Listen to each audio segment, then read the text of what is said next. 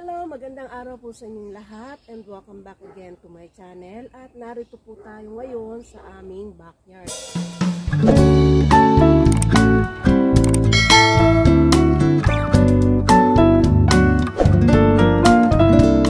So ayan, mag-iikot-ikot naman po tayo ngayon dito sa aming backyard. Nandito po lahat yung mga propagation ko ng aking mga halaman. So, iikutin po natin, papakita ko po sa inyo, ayan, kasalukuyan po silang mga nagbubulaklakan, yung aking mga alagang desert rose. Ayan, tingnan nyo po. Hanggang dun, ayan, nakikita nyo ba yung layo ng aking mga halaman. Ayan, puro desert rose po yan. Para ako may farm ng desert rose. Kasi alam nyo po ba, nung araw ay nahilig talaga akong mag-collect ng mga iba't ibang variety or iba't ibang kulay ng mga desert rose na double, multi-petal, single. Yan. Kaya dumami po ng gusto yung ating mga alagang desert rose. At kaya nga po dumami ng gusto rin yan dahil nakakaani na po tayo ng mga buto. Pinopropagate ko. Ayan.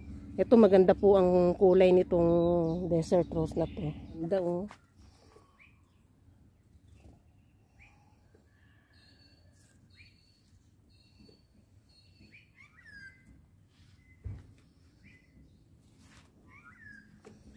Ayan, magra-round po tayo ngayon. Tingnan nyo. At ito.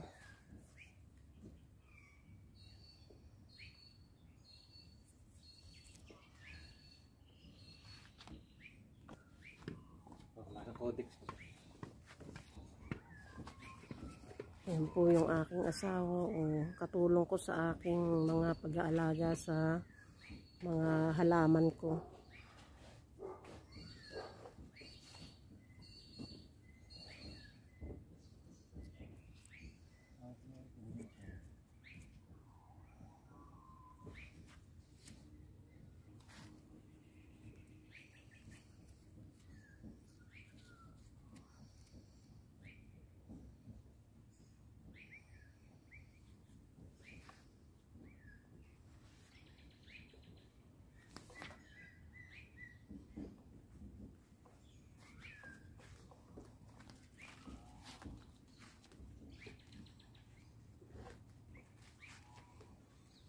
Ang dami nila.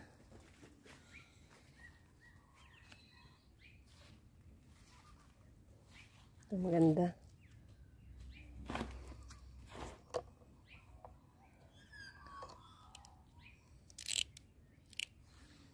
Kaya ito, babawasan po natin to para magkaroon ng maraming sanga. Ito.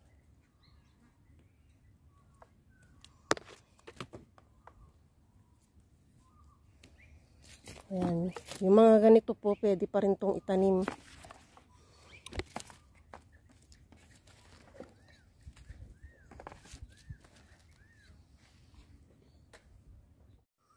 At para po wag mabulok yung ating mga tangkay ng desert rose, lagyan lang po ninyo ng cinnamon powder. Ayan. Oh. Bumagsak yung aking cinnamon kaya ganito oh, nawarak. So ganyan lang po. At dito magsasanga-sanga po siya ng panibago para yung kanyang atangkay dumami ng gusto at doon magkakaroon ng maraming bulaklak dahil magsasanga-sanga po siya kaya maraming bulaklak na lalabas. Tingnan nyo, napakaganda po ng kulay ng aking desert rose na to. Deep yellow po yung pagkakakulay niya. Yan. Pero alam niyo po ba, grafted ko lang yan. Ayan po yung kanyang pagkakagrap po. Single lang po siya na parang magdo-double kasi merong petals pa dun sa loob. Tingnan nyo oh. Sa susunod po, ituturo ko sa inyo kung paano po ako mag-graft. Yan.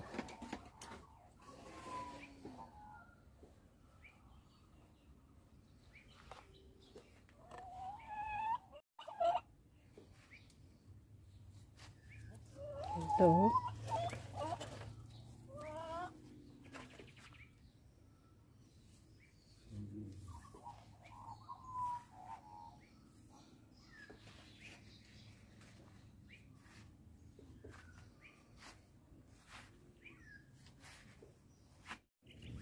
So, ayan, oh. Ang ganda nito, oh.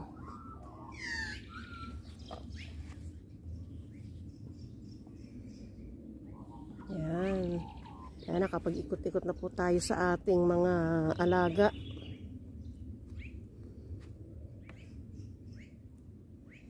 Ang dami pa po, ayun, oh. Ayan.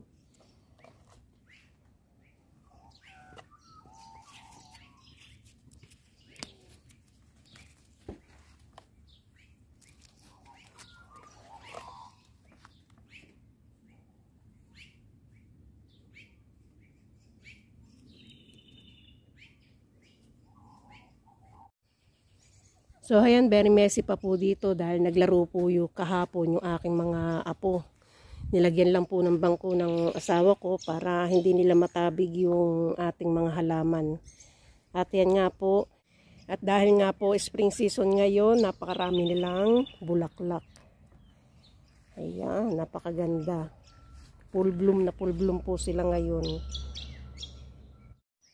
So ayan, iiwasan lang po natin na ma-overwater ang ating mga alagang desert rose dahil ito po yung magiging sanhi ng kanilang pagkakaroon ng root rot. Ayan. So katulad po nito, hindi po, ito po, dito po sila nag-iimbak ng kanilang tubig. Kaya kahit hindi po to diligan sa loob na isang buwan, ayan, malaki na po yung codex niya. Kaya nakakapag-hold na po ito ng sobrang water na kakailanganin nila kung hindi sila madidiligan. Yan, ganda-ganda ng bulaklak nila, oh.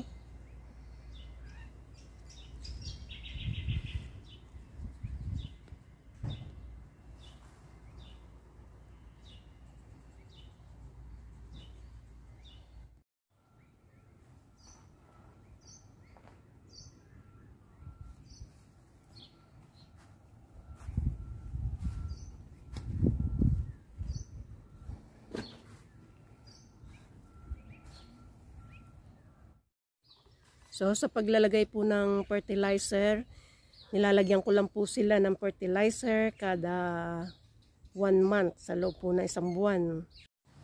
So, ayan nga po, ganyan lang po yung pag-aalaga ko sa kanila. Para ma-maintain ko po yung kanilang pamumulaklak ng marami. Ayan, nilalagyan-lagyan ko po sila ng mga fertilizer.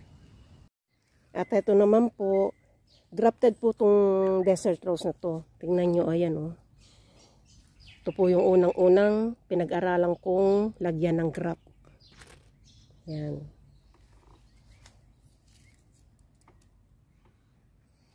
Nag-fade na lang po yung kanilang mga bulaklak. Ito po ay purple.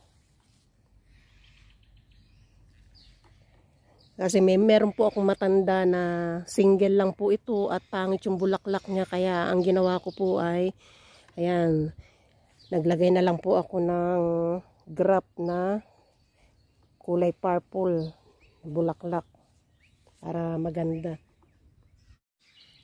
At ipapakita ko rin sa inyo, ito yung pangalawang grafted na desert rose ko. Ayan, napakaganda ng kanyang bulaklak. At ito yung isa pa. Ayan. Bali, dalawang kulay po sila sa isang puno ng ating desert rose. Ayan, tingnan nyo, oh.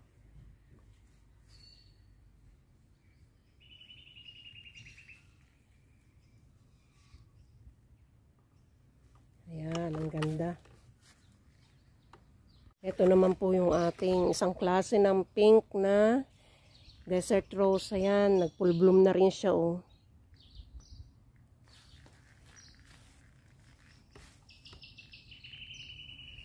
At yung ating isang desert rose dito na napakaganda po ng bulaklak, napakalaki. Ayan po.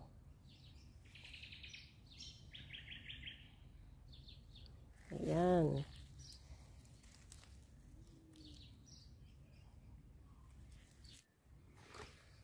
At ito, napakaganda rin ng kanyang bulaklak. Ayan, oh.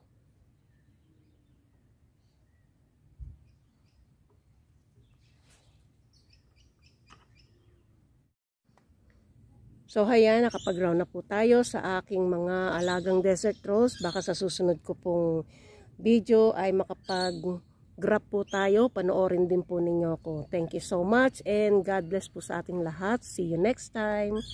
Bye!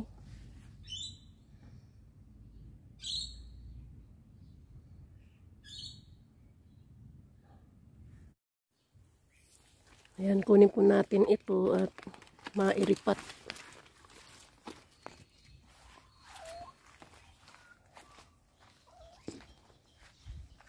Ang ganda ng kulay nito.